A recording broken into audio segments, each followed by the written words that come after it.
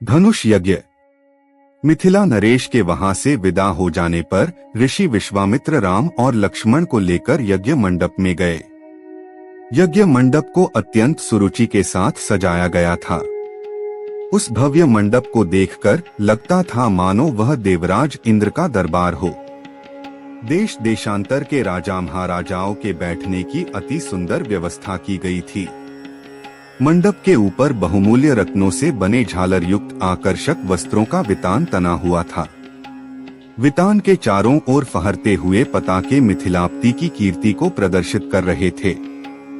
बीच बीच में रत्नस्थित स्तंभ बनाए गए थे। वेदपाठी ब्राह्मण एवं तपस्वी शांति पाठ कर रहे थे। देदीप्यमान वस्त्राभूषणों को धारण किए राजकुमार अपने अपने आसनों पर विराजमान थे।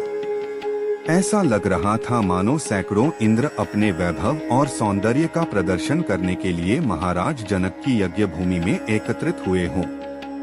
इस सौंदर्य का अवलोकन करने के लिए जनकपुर की लावण्यमयी रमणियां अपने घरों के झरोखों से झांक रही थीं। गर्जन करते हुए पिनाक को इस मनोमुग्धकारी वातावरण में यज्ञ भूमि में लाया गया। सभी की उत्सुक दृष्टि उसी ओर घूम गई। सहस्त्रों व्यक्ति उस धनुष को एक विशाल गाड़ी में धीरे धीरे खींच रहे थे। उस विशालकाय बजर के समान धनुष को देखकर बड़े बड़े बलवानों का धैर्य छूटने लगा और पसीना आने लगा। पिनाक को यथास्थान पर स्थापित कर दिया गया। राजा जनक के ज्येष्ठ पुत्र सीता एवं उनकी सहेलियों को साथ लेकर धनुष के पास आए और बोले, हे संपूर्ण संसार के राजाओं और राजकुमारों, महाराज जनक ने प्रतिज्ञा की है कि जो कोई भी महादेव जी के इस पिनाक नामक धनुष की प्रत्यंचा को चढ़ाएगा उसके साथ मिथिलाप्ति महाराज जनक अपनी राजकुमारी सीता का विवाह कर देंगे। राजा जनक की इस प्रतिज्ञा को सुनकर राजा और राजकुमार बारी बारी से उस धनुष पर प्रत्यंचा चढ़ाने के लिए आए, किंतु भरपूर प्रयास करके भी उस पर प्रत्यंचा चढ़ाना तो दूर उसे हिला भी न सके। अंत में वे लज्जित हो सिर झुकाकर तथा श्रीहीन होकर इस प्रकार अपने अपने आसनों पर लौट गए जैसे कि नागराज अपनी मणि गंवाकर लौट आते हैं। इस प्रकार एक एक करके सब राजाओं और राजकुमारों को विफल मनोरथ होकर लौटता देख महाराज जनक को बहुत दुख हुआ। उन्होंने बड़ी निराशा के साथ मर्मभेदी स्वर में कहा, संपूर्ण संसार के विख्यात शक्तिशाली योद्धा यहाँ विद्यमान हैं, किंतु बड़े दुख की बात है कि उनमें से कोई भी पिनाक पर प्रत्यंचा नहीं चढ़ा सका। उनकी इस असफलता को देखकर ऐसा प्रतीत होता है कि पृथ्वी शूरवीर क्षत्रियों से खाली हो गई है। यदि मुझे पहले से ज्ञात होता कि अब इस संसार में वास्तव में कोई क्षत्रिय योद्धा नहीं रहा है तो मैं न तो धनुष यज्ञ का अनुष्ठान करता और न ऐसी प्रतिज्ञा करता। लगता है कि मेरी पुत्री सीता आयु पर्यंत कुंवारी रहेगी। परमात्मा ने उसके भाग्य में विवाह लिखा ही नहीं है।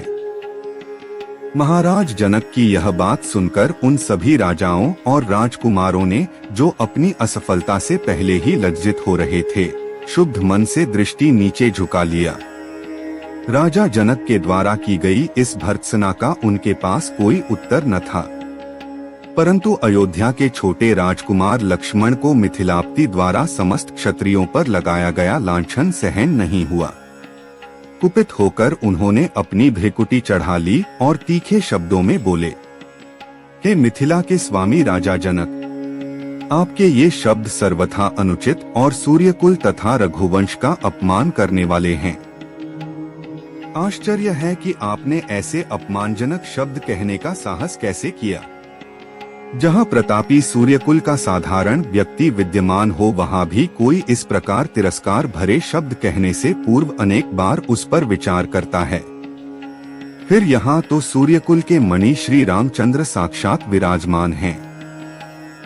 आप शिव के इस पुराने पिनाक की इतनी गरिमा सिद्ध करना चाहते हैं। मैं बिना किसी अभिमान के कह सकता हूँ कि इस पुराने धनुष की तो बात ही क्या है। यदि मैं चाहूँ तो अपनी भुजाओं के बल से इस धनुष के स्वामी महादेव सहित संपूर्ण सुमेरु पर्वत को हिलाकर रख दूं। इस विशाल पृथ्वी को अभी इसी समय रसातल में पहुंचा दूं।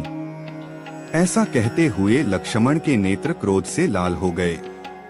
उनकी भुजाएं फड़कने लगीं और उनका संपूर्ण शरीर क्रोध की ज्वाला के कारण थर थर कांपने लगा।